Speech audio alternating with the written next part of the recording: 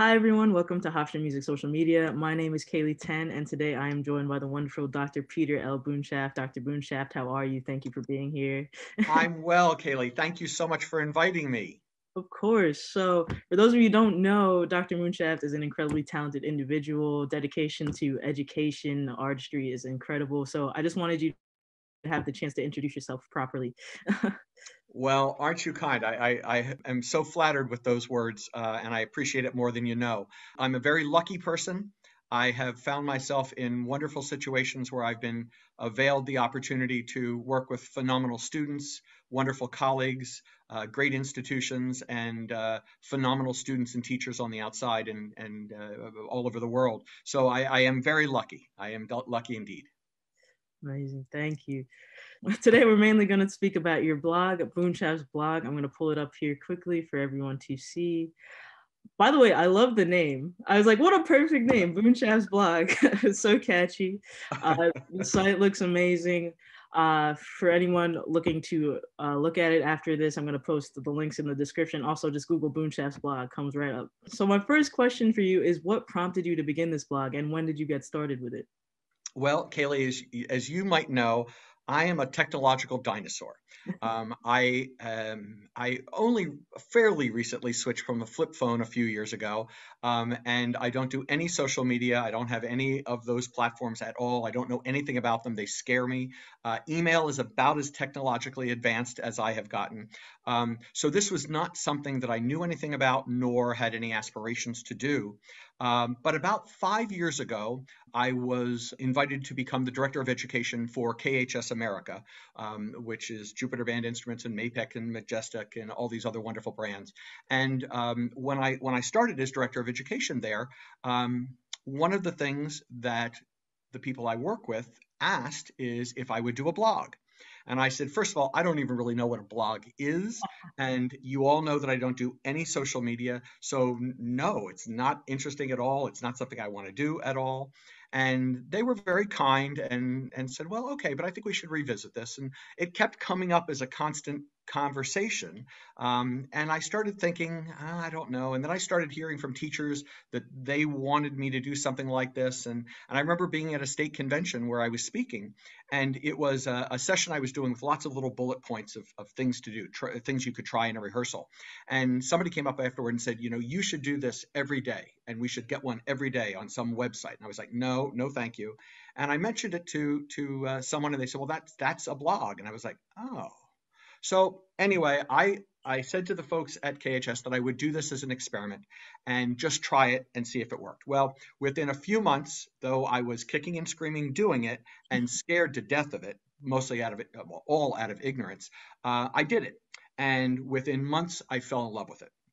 I have never, in all the things I've been lucky enough to do in my career, the books, the conducting, the teaching, I've never gotten as much feedback as I have from the blog.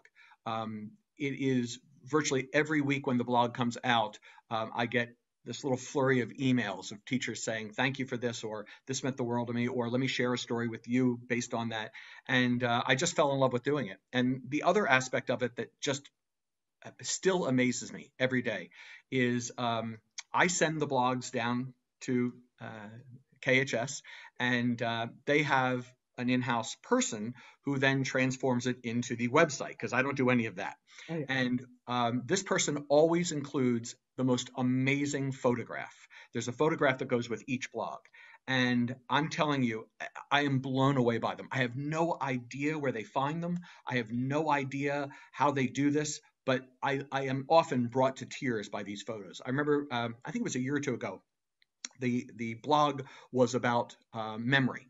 And there was a wonderful quote in there about the reason we have memory is so we can have roses in winter. And this phenomenal artist found a photograph of this giant field, I'm guessing in the prairies somewhere, completely covered in snow, with one rose peeking its head out, kind of covered with snow. And I remember thinking, how does somebody do this? So it's funny, even though I know the blogs, having written them, I look at them each week because I can't wait to see what photograph is going to be attached to it. So it's been a wonderful journey. It's been a phenomenal source of joy for me, and I hope interest and maybe a help in some way to others. The blogs are kind of a combination of some techniques, some ideas to try, go into your rehearsal and try this in your next class, some motivation for both teachers and students, some inspiration as to why we do this and why it's so important. It's a little of all of that. I was actually just reading a few of your posts, and you've been obviously in the middle of a pandemic speaking a lot about teaching virtually and what that's been like for students. And I was reading as a student, like, he understands, like, this is not easy. When you started with this blog, was this the type of content you imagined, or did you just go in like, well, I'm just going to write about what I want to write about, and then we'll see if it takes any type of direction? Well, the folks at KHS America gave me carte blanche to write whatever I felt was worthwhile and hopefully and important to me. And I think everything that I've ever written about in the books that I've written, I've always tried to have it be a combination of those three topics that we just spoke of. And so I think this is kind of a natural outgrowth of that. It's those three pillars to me that make for good teaching and hopefully inspire and help others in the profession. And so I think that's why it took that shape. It's funny you mentioned the articles that are specific to our circumstance during the pandemic. It was a hard shift to go from, hey, next time you walk into your band rehearsal, try this, to not being able to do that. So they had to kind of go in that other direction. But I still tried to keep those three pillars of inspiring, motivating, and techniques, even despite the pandemic. Awesome. And you mentioned the type of interaction you received. And I personally believe, like, whenever I'm going out doing a project or any type of endeavor, the feedback from the community is always the best payoff ever. I was wondering if you had a specific interaction or a few interactions you could list that were just so mind-boggling and memorable for you. You know, there are so many of them, Kaylee, that I would be hard pressed to pick one or two of them. They're all over the map as far as what they are. Sometimes it's, hey, loved the blog, keep them coming, and something is, kind of an electronic pat on the back, to telling me a story that was about something I had sparked in this blog, to I tried the technique you said, I didn't think it would work, and it was phenomenal. It succeeded. Or let me tell you, the quote you told us to put on the board. A couple of them I've said, just take this quote and write it on the board. Don't say a word. Don't even point to it. Just leave it on the board for the kids to see. And I had a teacher, I've often had teachers write back and say, I put the quote on the board like you suggested, and one of my students emailed me this, and I thought you should see it. I've had teachers who have said that they've been so frustrated and so feeling down about their career that something I might have sparked in the blog encouraged them to go back in with a smile and remember why they got into it. And so it's all of them, but really everyone in its own way has been a joy, because I never expected it. It really caught me off guard. Wow, that's incredible. All right, moving into, you mentioned you were a technological dinosaur. I know you don't handle much of the posting on the blog, but with social media, have you, like, maybe I should dive into this more. I know even just having this conversation with me today is a step towards maybe some more engagement with social media. Has doing the blog, and especially in the middle of a pandemic where I guess social media is more relevant now than ever, have you shifted towards trying it out in any way? Have your feelings changed about it? My feelings have changed in only this. I've always been a little bit envious and jealous of those like you who are savvy, and more importantly than savvy, comfortable with social media. I see the benefits of it, as you said, especially during the pandemic. I see the benefits of connecting our world even more, of finding help and resources around the world even more, of encouraging people and being encouraged by other people even more for all of us. So the benefits are maybe even more brought to light right now during the pandemic. But even before that, I was so envious with friends, many much younger than I am, some my age, and some much older than I am, who are so comfortable. I have a friend down south who is so comfortable with social media. I mean, he does it like I breathe or walk. And he's just so happy using it and good at using it. And I live in envy of this. I just know the investment in time it would take for me, especially never being good with technology, to do it well. And I fear that I would just do it poorly. And because of that, I'm so reluctant. I will tell you that early on, before the pandemic, my big reasoning for not doing it, quite frankly, was with all the traveling I do and all the events that I take part in during a typical year, I'm truly overwhelmed with emails. Mm. So I'll go to a state convention and I'll typically have this great number of emails that will come to me, and I love every one of them. And I made a promise to myself decades ago that I would never leave an responded. I would never not reply. How do I say it correctly? I would always reply to every email that was ever sent to me. That there would never be an email that would come to me from a student or a teacher or a colleague that did not get a reply. And sometimes, especially after doing an all-state festival or something like that, there's so many of them. I thought to myself, my excuse, and this is truly an excuse, my excuse was I didn't have time to tend to social media when I was already struggling to find the time to attend to just email. And that I would be spending hours and hours a day replying to these wonderful emails, which I love every one. And it's not that I begrudge that at all. I adore them. Matter of fact, if I didn't get them, I'd be very unhappy. But I thought I really need to put that as my focus. And so that was my excuse for not doing social media. Now that is all waned because of the pandemic, obviously. Now the excuse is gone. So the truth comes out. And that's more my fear, intimidation, whatever you want to call it, of pushing those buttons and doing it poorly. And especially because I do see so many people do it so well. Yeah. Getting to the last of our questions here.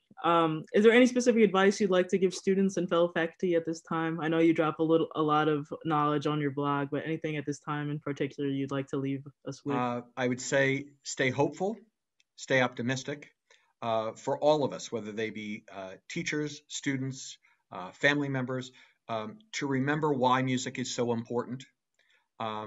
To stay focused on why we got into this to begin with, to remember, even though for many of us doing performances, especially large scale performances with large ensembles, is impossible, to remember the power of those and that they will be back and that we will be doing them again, and to remain optimistic. One of the things I've said is, yes, this has done severe damage to what we all know and love. However, the upside of it to me is, and I've said this many times and I mean it sincerely, I never thought I took for granted what I was given the opportunity to do. I never thought I took ensembles that I had or events I was allowed to do or classes of students that I was allowed to teach. I never took it for granted. I always kept that in my mind. But I have to admit, the pandemic has taught me that even though I didn't think I did take it for granted. The idea that, well, next rehearsal, I'm going to do this, or, oh, I can't wait to do that in class. That has changed dramatically and in some ways gone away.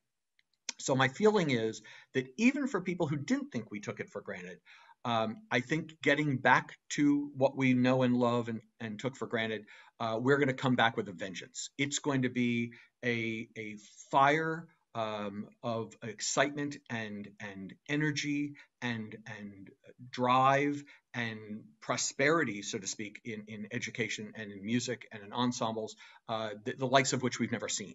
Because now we all know how much we did take it for granted. More importantly, how much we loved it and valued it, and how much now we miss it. So that I think once the floodgates open, there is nothing going to stop. So even ensembles that feel like, well, we've had a struggle in the last year and maybe a little longer of recruiting students or of developing skills or of whatever it is, technically, socially, emotionally.